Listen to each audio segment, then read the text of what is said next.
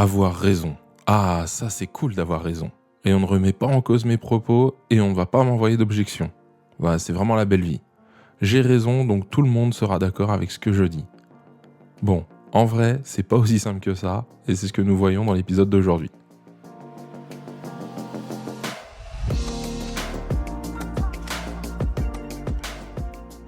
Limo Entrepro, c'est le podcast pour toi, professionnel, expérimenté ou novice, qui a besoin de changer l'image de ton métier auprès de tes clients.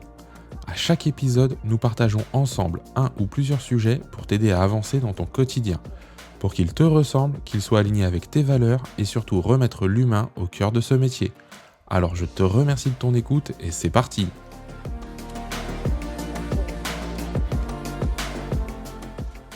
Avoir raison n'est pas une fin en soi, encore moins en estimation, je le clame haut et fort. Oui, tu l'entends bien, aujourd'hui on va parler d'estimation et on va parler d'avoir raison. Pourtant, tu pourrais te dire, bah si, parce qu'en fait si j'ai le bon prix, j'ai raison, et c'est l'autre qui se trompe. Sauf que c'est pas aussi simple que ça. Et d'ailleurs, je vais te partager une anecdote que j'ai vécue il y a très longtemps, et pourtant je la trouve encore d'actualité parce que je l'ai, et je la vois très souvent dans les échanges que j'ai avec des conseillers ou des conseillères en immobilier. Et moi, ça me marque à chaque fois parce que les personnes me disent: «Mais tu te rends compte, j'ai le bon prix, je donne le bon prix, j'indique le bon prix, j'ai déterminé le bon prix, j'y ai passé du temps, ça s'est pas fait en 1 heure» et je remets pas du tout en cause le travail de ces personnes. Je remets même pas en cause moi le travail que j'ai fait à l'époque. Mais pourtant, on s'aperçoit que parfois c'est pas suffisant. Alors aujourd'hui, je vais te parler de cette anecdote. Donc je te repose le contexte, j'étais étudiant en alternance. Donc ça date un peu, hein, tu t'en rends compte. Et je travaillais sur la ville d'Antony, dans le 92, les Hauts-de-Seine. D'accord, c'est au sud des Hauts-de-Seine. Et il y a une ville limitrophe à cette ville d'Antony qui s'appelle la ville de Fresnes. Tu la connais peut-être parce qu'elle est vraiment bien connue grâce à sa prison. D'accord, Fresnes, c'est surtout connu pour sa prison. Et un jour, il y a un appel à l'agence pour aller estimer un appartement. Et donc, déjà, ça arrivait pas tout le temps, donc ça, c'était chouette. Et c'est moi qui y vais. Donc je vais, à la rencontre, tout se passe bien. Chouette appart, hein, le monsieur était très fier de me le présenter. Pourquoi? Parce que, en fait, c'était la réunion de 2 F3, l'un au-dessus de l'autre et il avait fait, un petit escalier entre les 2. Alors tout avec la copro, hein, tout était nickel.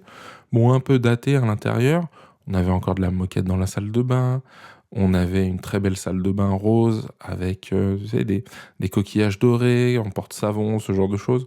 Je te laisse imaginer. L'électricité qui était pas très au goût du jour, enfin voilà, il y avait quand même quelques défauts. Mais voilà, je me souviens très bien, l'appartement, c'était un 138 mètres carrés parce que c'était 2 appartements identiques de 69 mètres carrés, donc il faisait 138 mètres carrés. Tout avait été fait, comme il faut, en tout cas au niveau de la copro. Donc, on fait le tour de l'appartement rapidement, le monsieur m'explique son projet, OK. Je me rappelle même d'une phrase il m'a dit: «Vous savez, vous avez remarqué que sur la copropriété, il y avait pas de graffiti?» Je fais: «Non, je me suis pas fait cette remarque, mais oui, dites-moi» et il me fait: «Mais vous savez pourquoi?» et là, je me souviens de sa réponse parce qu'il m'a dit: «Ah, vous savez pas pourquoi? Parce qu'en fait, il y a beaucoup de contrôles de police, hein, vu qu'on n'est pas loin de la prison». Et moi, intérieurement, tu vois, je me suis dit à ce moment-là: «C'est pas forcément le premier argument que je vais sortir face à des clients acquéreurs qui vont venir visiter». Mais bon, on passe, hein, sur cet aspect-là. Je t'avoue qu'à cette époque-là, je m'attardais plus sur le bien que sur les personnes, même si cette phrase, tu vois, est restée en moi. Donc ça s'est passé. Je rentre à l'agence, je fais, mon estimation du mieux que je peux, en tout cas avec beaucoup de conscience professionnelle quelque part parce que, je voulais ni surestimer ni sous-estimer, je voulais vraiment trouver le prix le plus juste et donc j'en parle avec mes collègues et tout ça et j'arrive à la conclusion, d'un prix qui me paraît cohérent, en tout cas avec, les informations collectées. 48 heures se passent donc et je retourne voir ce client. Donc j'arrive, bonjour, machin, et cetera et à ce moment-là, moi, à cette époque-là, on me demandait de faire, mon book, de présentation, lors de ce deuxième rendez-vous pour aller vers les mandats exclusifs et parler de l'estimation par la suite. Bon, je fais ma présentation, je sens que la personne n'est pas hyper, intéressée par ce que je dis. Normal. À ce moment-là, elle, souvent, ce qu'elle veut, c'est le prix. Elle est, focus sur le prix et pas autre chose. Et là, j'annonce le prix et je me souviens de ce prix. Alors, je me souviens pas à la virgule près, mais je sais que j'étais très légèrement sous les 300 000 €. Je devais être à 285 300 000 €. Ça devait être ça à peu près la fourchette. Et là, je me souviens parfaitement de la tête de ce client au moment où je lui annonce le prix. De la stupéfaction, des yeux qui s'écarquillent. J'ai même vu de la colère monter en lui. Parce que à ce moment-là, il me fait « c'est n'importe quoi ce prix ». Déjà ça, c'est dur à entendre. Mais en plus, derrière, il a continué. Il me fait « mais vous savez pas faire d'estimation, c'est pas possible.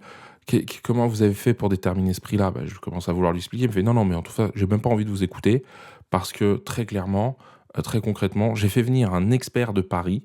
Je l'ai payé 500 euros. Donc à l'époque, c'est quand même une somme. Hein. Ça l'est toujours aujourd'hui d'ailleurs. Et il me dit, il m'annonce lui un prix entre 360 et 380 000 euros. Hein.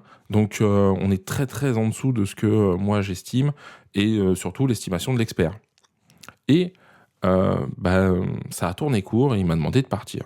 Je t'avoue que à ce moment-là, t'es un peu pris entre deux feux. Tu te dis tiens, je me suis peut-être vraiment trompé. Est-ce que je vis le truc machin? Et puis moi, je suis plutôt d'avis à dire là, il y avait de la colère, donc passons, reprenons contact un peu plus tard. Et je laisse passer un peu de temps. Je t'avoue que comme ça s'était pas bien passé et que moi, j'étais pas forcément à l'aise dans mes baskets, en tout cas moins qu'aujourd'hui, j'ai un peu laissé courir les choses. Et ce que j'ai vu arriver sur le PAP, particulier à particulier, c'est le bien de ce monsieur à 360 000 euros. Oui, il faut reconnaître que un duplex de 138 mètres carrés, dans cette ville, dans ce coin-là, ça court pas les rues, donc quand je vois le prix et tout, je me dis bon, ok, d'accord. Je laisse passer un peu de temps et je l'appelle. Je l'appelle en lui disant que j'ai vu son annonce, qu'on serait bien qu'on échange, etc., etc.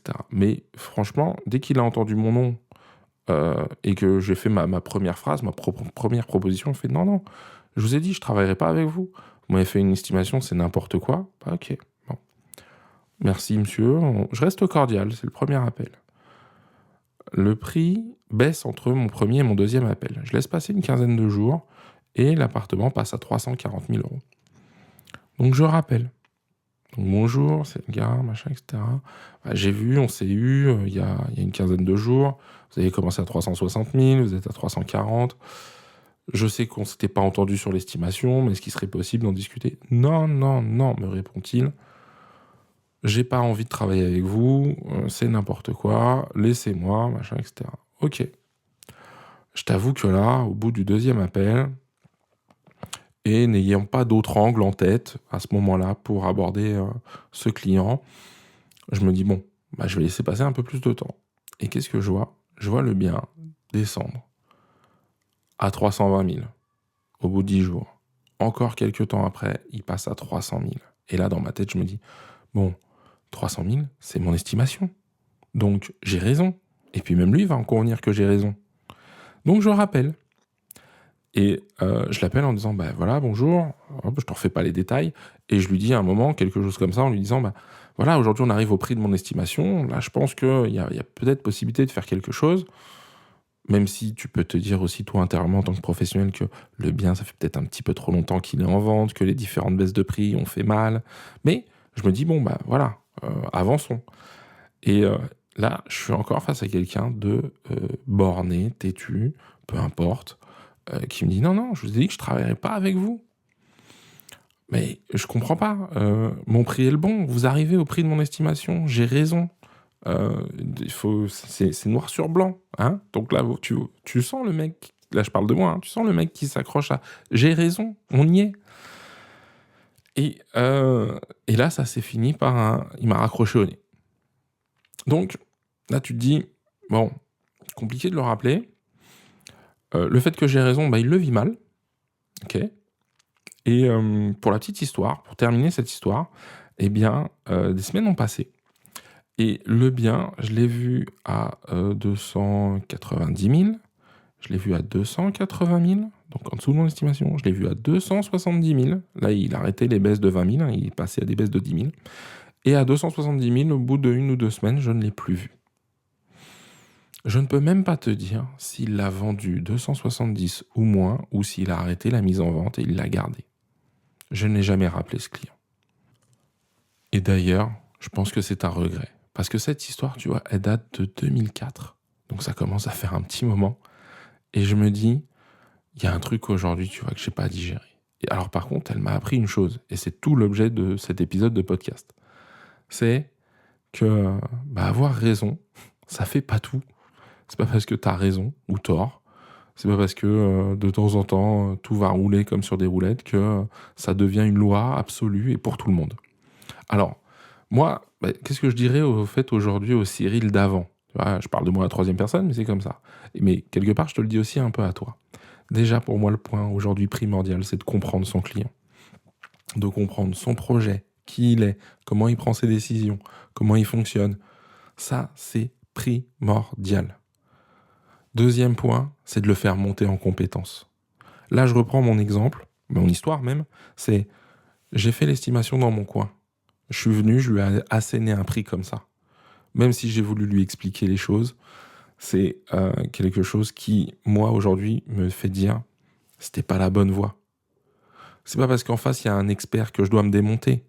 D'ailleurs, ça prouve une chose, c'est qu'on maîtrise certainement mieux les prix de l'immobilier quand on est un acteur local et qu'on connaît très bien son marché qu'un expert qui vient d'une autre ville et qui s'appuie sur des chiffres.